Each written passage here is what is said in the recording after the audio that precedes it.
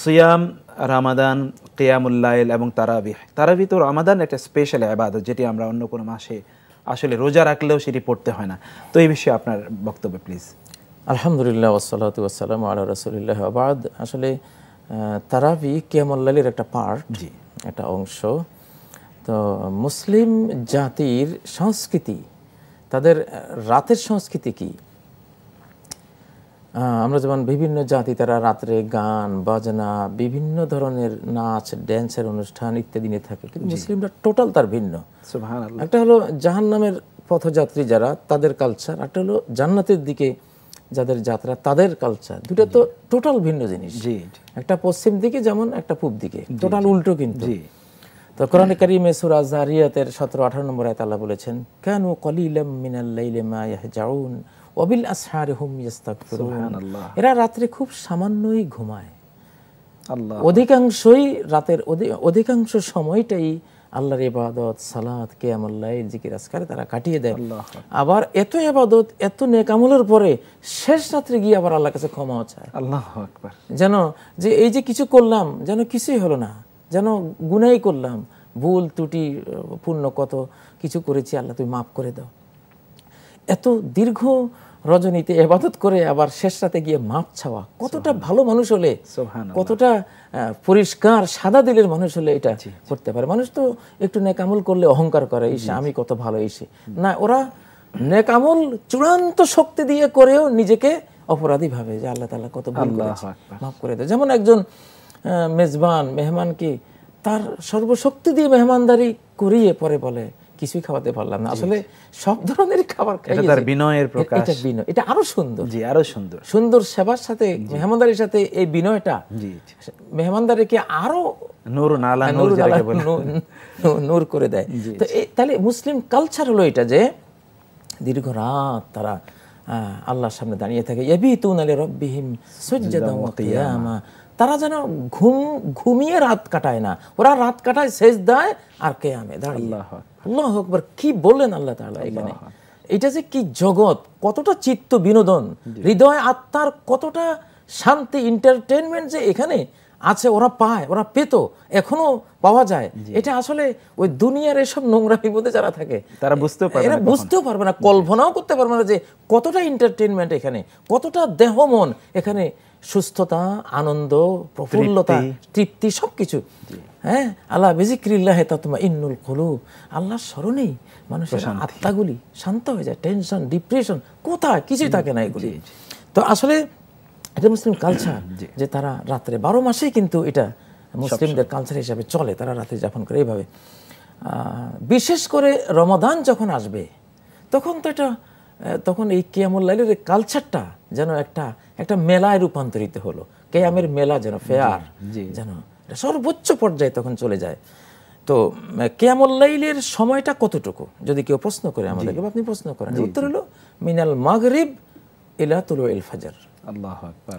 মাগরিবের টাইম থেকে, মাগরিবের ফরজের পর থেকে কিন্তু কিয়ামুল লাইলের টাইম শুরু, রাতের এই সকল ইবাদতের কিয়ামুল লাইলের অন্তর্ভুক্ত। তো রাসূলুল্লাহ সাল্লাল্লাহু আলাইহি ওয়াসাল্লাম অনেক সময়, যেমন নাসাইর মধ্যে একটা হাদিস রয়েছে, হযরত হুযায়ফার, যে আতাইতুন নবী সাল্লাল্লাহু আলাইহি ওয়াসাল্লাম ফাসাল্লাতুল মাগরিব ফাসাল্লা ইলাল ইশা। নবীজির কাছে আসলাম আমি, ওনার সাথে মাগরিব বললাম, উনি মাগরিবের পরে এশা পর্যন্ত শুধু সালাতে আদায় করেছেন, শুধু সালাতের মধ্যেই ছিলেন। অন্য একটা হাদিসে মানে 6 রাকাতের যে একটা বর্ণনা আছে, এখানে মানে এটাকে অনেকে সালাতুল আউয়াবিন বলে ফেলে, এটা ভুল, কিন্তু আছে সালাত মাগরিব মানে 6 রাকাত বা এরকম একটা রাকাত নির্ধারিত না হোক, কিন্তু এখানে নামাজ আছে, সালাত আছে, এটা কিয়ামুল লাইলের পার্ট। এটা কিন্তু খুব সহজ, যারা ঘুম কাতর মানুষ তাদের জন্য কিন্তু এটা বিশাল সহজ ইবাদত, বিশাল। কিয়ামুল লাইলও হইলো, আবার ঘুমও ঠিকমতো তারা গেল সুন্দর মতো, যদি ঘুম বেশির অভ্যস্ত হয়। তো এখানে সাহাবায়ে কেরামদের এই আমল কোরআনে আল্লাহ তাআলা প্রশংসা করেছেন সূরা আস-সাজদার 16 নম্বর আয়াতে, তাতাজাফা জুনুবুহুম আনিল মাদাজি, শয্যা থেকে তাদের পাঁজরগুলো আলগা হয়ে যায়, আলগা হয়। ইয়াদুনা রাব্বাহুম খাওফান ওয়া তামআ, তারা ভয়ে আর প্রত্যাশা আল্লাহর জিকির করে, তাকে ডাকে, তার কাছে প্রার্থনা করে। আনাস রাদিয়াল্লাহু আনহু থেকে গ্রহণযোগ্য সনদে এতে তাফসীর বর্ণিত হয়েছে যে ইউসাল্লুনা বাইনাল মাগরিবি ওয়াল ইশা, এরা মাগরিব থেকে ইশা পর্যন্ত সালাতে থাকে। এটা কিয়ামুল লাইল। আল্লাহু আকবার। আচ্ছা, এটা হলো মাগরিব টু ইশা। ইশা থেকে একেবারে ফজর পর্যন্ত, তুলুয়ে ফজর পর্যন্ত এই কিয়ামুল লাইলের টাইম। তো এটা হলো সর্বোত্তম টাইম। এখানে রাত যত গভীরে যাবে, উত্তমতা, সৌন্দর্য, কুমিল লাইলা ইল্লা কালিলা, যেখানে আল্লাহ তাআলা রাসূলকে বলেছেন জি এটা ততই বেশি ফজিলতপূর্ণ, মর্যাদাপূর্ণ হতে থাকে। যেহেতু ইয়ানজিলু রাব্বুনা তাবারাকা ওয়া তাআলা কুল্লা লাইলা ইলা সামাইদ দুনিয়া হিনা ইয়াবকা সুলুসুল লাইলিল আখির, রাতের শেষ তৃতীয়াংশ আল্লাহ তাআলা প্রথম আকাশে অবতরণ করেন এবং বলতে থাকেন মান ইয়াদউনি ফাআস্তাজিব লাহু, কি আমাকে আমার কাছে দোয়া করবে আমি জবাব দেব, আমি কবুল করব। মান ইয়াসআলুনি ফাউতিয়া, কে কিছু চাইবা আমি তাকে তাই দেব। মান ইয়াস্তাগফিরুনি ফাগফিরাল্লাহ, কে ক্ষমা চাইবা আমি তাকে ক্ষমা করে দেব। সুবহানাল্লাহ। সহিহ বুখারী সহিহ মুসলিমের হাদিস এটি। তাহলে ওই রাতের ওই পার্টটা যদি আমরা আল্লাহর কাছে কিয়ামুল লাইলে থাকি, সেখানে তো দোয়া, তেলাওয়াত, জিকির, তাসবিহ সমানে চলতে থাকে। তো এর চেয়ে উত্তম কিন্তু আর কোনোটা হতে পারে না। তো কিয়ামুল লাইল, এই জন্য আসলে কিয়ামুল লাইলের যেই কথা আমরা বলছি, যদি বলা হয় যে এটা নিয়মটা কি, আসলে কিয়ামুল লাইলের নিয়ম ঠিক রাসূলুল্লাহ সাল্লাল্লাহু আলাইহি ওয়াসাল্লাম যেভাবে করতেন, সব জিনিসটা তার থেকে নিতে হবে আমাদের। অবশ্যই সাল্লু কামা রাআইতুমুনি উসাল্লি, না হয়তো সেটা ইবাদত হবে না, সেটা তখন বিদআত বা অন্য কিছু হয়ে যাবে। জি, আমরা যেভাবে চাই ইবাদত সেভাবে করলে তো বিদআত হয়ে যাবে, হাওয়া হয়ে যাবে, আমার মনের প্রবৃত্তি চরিতার্থ হয়ে যাবে। ইবাদত করতে হবে আল্লাহ কিভাবে চান, আল্লাহর রাসূল কিভাবে দেখিয়েছেন, কিভাবে উনি দেখিয়েছেন, তো সেইভাবে আমাদেরকে ইবাদত করতে হবে। তো কিয়ামুল লাইলে ওনার সুন্নাত ছিল দীর্ঘ ধীরে সুস্থে কেরাত, আউজিদ আলাইহি ওয়ারাত্তিলিল কুরআন তারতিলা। সূরা মুজাম্মিলের 4 নম্বর আয়াতে যে কোরআন আস্তে আস্তে পড়া আল্লাহ চান, আল্লাহ পছন্দ করেন। হাফেজ সাহেব, কারি সাহেব, কিয়ামুল লাইলে কেরাত ধীরে ধীরে করো। কিন্তু আমরা চাই কি যত দ্রুত। তাহলে আমরা ইবাদত যদি আমরা যেভাবে চাই এভাবে হয়, এটা ইবাদতই হয় না। ইবাদত আল্লাহ যেভাবে চান সেভাবে করার নামই তো ইবাদত। বিশ্বের অন্যান্য জাতি, আপনার যদি পৌত্তলিক জাতি, খ্রিস্টান জাতি, ইহুদি জাতি, অধিকাংশরাই কিন্তু তারা ইবাদত করে, বাট সে ইবাদতটা কি শিরক হয়ে যায় সেগুলো। জি, নিজেরা যেভাবে চায়, তাদের ভালো লাগে ওইটা করে, যেটা আল্লাহর ভালো লাগবে ওইটা করে না। তো এটা তো আল্লাহ তাআলার কাছে গ্রহণযোগ্য হবে না। আমরা এই জায়গায় আপনার কাছে ফিরে আসবো। দর্শক, আমরা শুনছিলাম অত্যন্ত গুরুত্বপূর্ণ আলোচনা, যেখানে আমরা বুঝতে পারছিলাম যে কিয়ামুল লাইল অথবা সালাতুত তারাবিহ, রাতকে আমরা কিভাবে উদযাপন করব, আমাদের নিজস্ব সংস্কৃতি আছে, সেই সংস্কৃতি নিয়ে আমরা আলোচনা করছিলাম। আল্লাহু আকবার, আমরা আলোচনা করছিলাম রমাদান, তারাবিহ এবং কিয়ামুল লাইল নিয়ে। মোহতারাম, আপনি বলছিলেন যে আমরা আল্লাহ সুবহানাহু ওয়া তাআলা যেভাবে বলেছেন সেভাবে ইবাদত করতে, এবং অন্য জাতি তারা নিজেরা ইবাদত আবিষ্কার করেছে, তারা মনে করেছে মন মতো করছে, এবং সেগুলো শিরক, বেদাত, কুফরি ইত্যাদিতে রূপান্তরিত হচ্ছে। তা আমরা যদি সেভাবে না করি তাহলে আমাদের এটাও তো বেদাত হয়ে যেতে পারে। যে আপনি দ্রুততম, আমরা তো এখন প্রতিযোগিতা দেখছি যে কত দ্রুত কিয়ামুল লাইল অথবা তারাবিহ তারা শেষ করবে। এই কালচার কোত্থেকে আসলো? এটা আসলে এটা মানুষের কুপ্রবৃত্তি থেকে কিন্তু এটা আসছে। মানুষ শুধু রাকাত নিয়ে প্রশ্ন করে, রাকাত নিয়ে প্রশ্ন করার কোনো সুযোগ নেই। এখানে রাসূলুল্লাহ সাল্লাল্লাহু আলাইহি ওয়াসাল্লাম ভিতরের ব্যাপারে 1 রাকাত, 3 রাকাত, 5 রাকাত, 7 রাকাতের কথা বলেছেন, বেজোড়ের কথা বলেছেন, এগুলি বলে দিয়েছেন যে এটা এত রাকাত। কিন্তু তারাবির ব্যাপারে তো উনি কোনো রাকাতের কথা একটা হাদিসেও নাই, কোথাও নাই, বরং তার আমলের কথা বিভিন্ন ভাবে আছে। তো যেটা আছে, বক্তব্য যেটা আছে যে সালাতুল লাইলি মাসনা মাসনা, জি, 2 রাকাত 2 রাকাত করে, 2 রাকাত 2 রাকাত মানে যত পড়তে পারো। এইজন্য তো শাফিঈ মাযহাবে 20 রাকাত, ভিতর 23, মালিকি মাযহাবে 36 রাকাত, ইমাম ইবনে তামিয়ার বর্ণনা অনুসারে কোন কোন সালফে সালেহিনরা 63 রাকাত পর্যন্ত পড়ে, 60 রাকাত তারাবি, 3 রাকাত ভিতরে। ওনারা বুঝতেন, ওনাদের বুঝটা ছিল সঠিক বুঝ, যেখানে রাকাত কোনো ফ্যাক্টর না। কিন্তু আমাদের এই দেশে আমরা দেখি খালি রাকাতের প্রশ্ন, তারাবির প্রশ্ন আসলেই শুধু রাকাতের প্রশ্ন। মানে আমরা কেন যেন সংখ্যা বিতর্কের মধ্যে আমরা ঢুকে যাই, কোয়ান্টিটির মধ্যে ঢুকে গেছি। কোয়ালিটি এখানে আমাদের কাছে মৌখিক মূল্য কোনো বিষয় না। এবং এরকম আমরা একটা জায়গাও দেখেছিলাম, তো কখনো কখনো 2 রাকাত সালাত আদায় করে সারা রাত কাটিয়ে দিয়েছেন।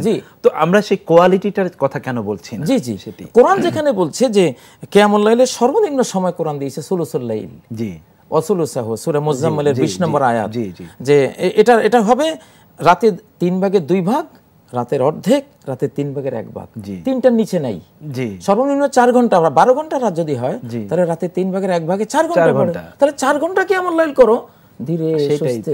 তারাবি তো নাম হয়েছে এই জন্য, তারাবি মানে বিশ্রাম, বিশ্রামের সাথে সাথে যে এত সুদীর্ঘ সালাত, যে সালাত 2 রাকাত পড়লে বিশ্রাম না নিয়ে বাকি 2 রাকাত পড়া যায় না। এবং সাহাবায়ে কেরামরা তো আসলে ক্লান্ত হয়ে যেতেন, যে ক্লান্ত হয়ে যেতেন, মানে তারা এই 2 রাকাত নামাজ আদায় করতে করতে সেখানে এত লম্বা তেলাওয়াত হতো যে তারা ক্লান্ত হয়ে যেতেন। ইবনে মাসউদ, সহিহ বুখারীতে ইবনে মাসউদের কথা আসে যে আমি নবীজির পিছনে কিয়ামুল লাইলে ইক্তেদা করলাম, সূরা বাকারা শেষ করলেন, ভাবলাম যে রুকুতে যাবে, দেখেছি না আলে ইমরান শুরু, ভাবলাম মনে হয় এটা শেষ করে রুকুতে যাবে, দেখি যে না সূরা নিসা শুরু। মানে 5 পারা শেষ করে 6 পারার 4 ভাগের 1 ভাগ, সোয়া 5 পারা 1 রাকাতে পড়েছেন। সুবহানাল্লাহ। তাহলে কিয়ামুল লাইল, এবং সেই কিরাআতটা কি রকম, আমাদের হাফেজ সাহেবদের মতো, আমাদের প্রত্যেকটা আয়াত আলাদা আলাদা করে পড়তেন, স্পষ্ট করে করে গবেষণা করা যায়, বোঝা যায়, চিন্তা করা যায়, এইরকম ধীর গতিতে। সুবহানাল্লাহ। সেরকম আমরা তো আমি হিসাব করে দেখেছি, 8 রাকাত বলেন 20 রাকাত বলেন, আমাদের 4 দিনের তারাবি ওনার 1 রাকাতের সমান হয় না, বরং 1 রাকাতের 1 অংশের সমান হয়। আল্লাহু আকবার। তাহলে আল্লাহর কাছে তো সেই ইবাদতটাই গ্রহণযোগ্য, সেটা যেটা মুহাম্মদুর রাসূলুল্লাহ সাল্লাল্লাহু আলাইহি ওয়াসাল্লামের অনুকরণে আমরা করব। আল্লাহ তো কিয়ামুল লাইল ফরজ করেন নাই, না, আমরাই আগ্রহ নিয়ে এটা পড়তে আসতেছি। তো তুমি আইলা তো এসে এমন করো কেন? আমি তো তোমার ফরজ করে দিই যে তুমি আসো, তুমি নিজে আগ্রহী হয়ে এসে এই যন্ত্রণায়, এই তাড়াহুড়ায়, এই না ইদগাম ঠিক থাকে, না ইজহার ঠিক থাকে, না ইখফা ঠিক থাকে, না মদ ঠিক থাকে, সাওয়াউন আলাইহিম, 3 আলিফ মদ, সাওয়াউন আলাইহিম না আযারতাহুম, মাদ আছে, গুন্না আছে, ওয়াজিব গুন্না, ওয়াজিব ইখফা। আসলে তো এগুলো তরক করলে তো তার তেলাওয়াতই হবে না এবং সালাত হবে না, এবং সালাত হবে না, কোরআনে লানত দেবে। রুব্বা তালিলিল কোরআন। আমরা কি তারাবিতে গেলাম আমরা কোরআনে লানত খাওয়ার জন্য? আমাদের হাফেজ সাহেবরা, মসজিদ কমিটি, আমাদের ইমাম খতিবরা কেন হাফেজ সাহেবদেরকে তারা বলে না খবরদার, তাড়াহুড়োর কিছু নেই, আমরা আসছি আল্লাহর কাছে কিছু পাওয়ার জন্য আসছি, আখিরাতে গিয়ে যেন এটা না দেখি যে কিছুই নেই, এই ধোঁকা দিও না। একটু কষ্ট হোক, একটু কষ্ট করব, সমস্যাটা কি? 4 রাকাত পারলে 4 রাকাতে পড়লাম, 8 রাকাত পারলে 8 রাকাতে পড়লাম, হ্যাঁ 20 রাকাত যতদূর পারি ততটুকুই পড়ব, এটা তো জিনিস, আন্তরিকতার সাথে, খুশু-খুদুয়ের সাথে। আসলে আমাদের জাতীয়ভাবে আমাদের এই যে কালচারটা, আমাদের তারাবির মধ্যে যে এই রকম একটা কোরআনকে অপমান করে আমরা সালাতের সমস্ত আহকাম আরকান নষ্ট করে, রুকুর উপরে সেজদা, সেজদার উপরে সেজদা, না কোনো একটা দোয়া করা যায়, না কোনো একটা তাসবিহ ঠিকমতো পড়া যায়, কিসের সালাত এটা? এটা তো এক ধরনের মস্কারা আল্লাহর সাথে। এটা মস্কারা। আমরা কি পৃথিবীতে কোনো প্রভাবশালী ব্যক্তির সামনে গিয়ে এরকম তাড়াহুড়া করতে পারতাম? কোন প্রোগ্রামের সামনে গিয়ে চেয়ারম্যান সাহেব আমাকে 1 কেজি গম দেন, আমাকে 1 মণ গম দেন, তাড়াতাড়ি, আমার সময় নেই, এইভাবে বললে কত এই পাগলরা এখানে, তাই না? এটা বলা যায় মোটেই না। আসলে এই জন্য এই জাতীয় পর্যায়ে আমরা আমাদের সরকার, আমাদের জনগণ এবং জনগণের যে প্রতিনিধিরা আছে সকলে মিলে যত্ন নিলে যে হাফেজ সাহেবরা এখানে তোমরা ভয় পেও না, হাফেজ সাহেবরা কিন্তু জনগণের চিন্তা করে যে আমাকে হয়তো আসতে পড়লে তো আমার আর এখানে ইয়া দেবে না। আমার পিতার ঘটনা, সেই কবে হয়তো 60 বছর আগে, উনি এক জেলায় গেছিলেন তারা তারাবি পড়াতে, উনি আবার খুব ধীরে সুস্থে পড়তেন, মুহাদ্দিস ছিলেন, বুঝতেন। তো দ্বিতীয় দিনে মসজিদ কমিটির একজনে বলে, হুজুর আর একটু তাড়াতাড়ি। তো উনি বললেন যে যেই মসজিদে কমিটি ইমামের উপর কথা বলে আব্দুল গনি, সেই মসজিদে নামাজ পড়ায় না। এই কথা বলে দ্বিতীয় দিনে এই তারাবির আল্লাহু আকবার বলবেন, এই সময়ে সবাইকে দাঁড় করায় থুইয়া উনি গিয়ে বাড়িতে। না, সেই ব্যক্তিত্বই থাকা উচিত। কেন? ইমামরা যদি, হাফেজরা যদি এই চিন্তাটা করে। আসলে হাফেজ সাহেবদের সমস্যা হলো আমাদের দেশে যারা অল্প বয়স্ক হেফজুখানায় যারা পড়ে, তারা তো কোরআনের কিছুই বুঝে না। একটা জিনিস না বুঝলে, যেমন আরবিতে যদি কোনো বাঙালিকে আরাবিয়ানকে গালি দেয়, সে হাসবে, সে তো বুঝবে না কিছু। আবার আরাবিয়ানরা বাঙালিদের কিছু গালি শুনে বাংলা ভাষায় এরা গালি দেয়, ওরা হাসে, কিন্তু ওরা তো বুঝে না। তো এখন হাফেজরা তো বুঝে না, এই জন্য তারা আসলে কোরআনের পড়তে গিয়ে মনে করে যে যত তাড়াতাড়ি শেষ করা যায় ততই বুঝি এটা উত্তম না। এটা কিন্তু এটা মসজিদ কমিটির দায়িত্ব আছে, ইমাম খতিবদের দায়িত্ব আছে, বরং মুসল্লিদেরও দায়িত্ব আছে যে হুজুর আপনি আপনার মতো করে সুন্দর করে ধীরে সুস্থে পড়ান। আমরা একেবারে শেষে চলে এসেছি। এখন আমরা তো পুরুষ এবং নারীদের তারাবিহ বা কিয়ামুল লাইলের বিষয়ে কি কোনো কিছু বলার আছে কিনা? যে মহিলারা তো তারাও চায় যে মসজিদে এসে তারা তারাবিহ সালাত আদায় করুক, নাকি তারা তাদের ঘরে আলাদা নির্জন কোণে তারা সুন্দর করে তারাবিয়া এবং কিয়ামুল লাইল তারা করে। হ্যাঁ, তারা ঘরেও পারে, তবে সাধারণত এই দীর্ঘ সালাত একাকী আসলে এটা পড়া যায় না। অনেকে মিলে একসাথে হলে একটা ঝাঁক, পাখিরা যেমন ঝাঁকে ওড়ে, ঠিক মানুষও কিন্তু একটা ঝাঁকের মধ্যে থাকলে লম্বা সময় দিতে পারে। একজনের থেকে হেল্প হয়, একজন উনিও পড়ছে আমিও পড়ছি, দেখা দেখি একটা ইয়া হয়। এইজন্য সাহাবী মহিলা সাহাবীদের জন্য আলাদা ব্যবস্থাপনা ছিল তাদের জন্য একটা মহিলার জামাতও ছিল, আবার নবী সাল্লাল্লাহু আলাইহি ওয়াসাল্লামের পিছনেও তাদের সালাত পড়ার সিস্টেম ছিল। তা আমাদের মা বোনদের জন্য কেন এটা থাকবে না, থাকা উচিত। প্রত্যেক মসজিদেই মেয়েদের জন্য আলাদা তারাবির ব্যবস্থা, এমনকি ফরজের ব্যবস্থা থাকা উচিত। স্বামী দেখা গেল জোহরের জামাত হলো, উনি মসজিদে ঢুকলেন, স্ত্রী দাঁড়িয়ে আছে। খুবই দুর্ভাগ্যজনক। এগুলি আল্লাহর কাছে জবাবদিহি করতে হবে প্রত্যেক মসজিদ কমিটিকে, প্রশাসনকে, আমাদেরকেও। তো এই জন্য আসলে সব জিনিসই মুহাম্মদ রাসূলুল্লাহ সাল্লাল্লাহু আলাইহি ওয়াসাল্লাম যে সিস্টেম দিয়ে গেছেন, কাল উত্তীর্ণ সিস্টেম, বিশ্ব বিজয়ী সুন্নাহ, কোন যুগেই এগুলি একটু সামান্য চেঞ্জ করার মতো কোনো কিছুই ঘটবে না যে এই যুগে এটা চলে না, সর্ব যুগেই চলবে। বরং যুগ যত যাবে নবীজির সুন্নাহগুলি আরো বেশি সুন্দর হয়ে সামনে আসবে। মোহতারাম, অনেক ধন্যবাদ আপনাকে, জাযাকাল্লাহ খায়ের। আমরা খুবই গুরুত্বপূর্ণ কিছু বিষয় জেনেছি। আল্লাহ সুবহানাহু ওয়া তাআলা আমাদেরকে আমল করার তৌফিক দান করুন। আমিন। প্রিয় দর্শক, আমরা শুনলাম আমাদের গুরুত্বপূর্ণ একটি বিষয়, আমাদের সম্মানিত আলোচকের কথা। তিনি বুঝিয়েছেন আমাদেরকে যে আমাদের নিজস্ব একটা কালচার আছে, যেটা আমরা রাত যাপন করব, যে কালচারকে ভিত্তি করে আমাদের রাত উদযাপন করব। চলুন আমাদের নিজস্ব সংস্কৃতিতে আমরা বলিয়ান হই এবং আল্লাহ সুবহানাহু ওয়া তাআলার সান্নিধ্য অর্জন করি।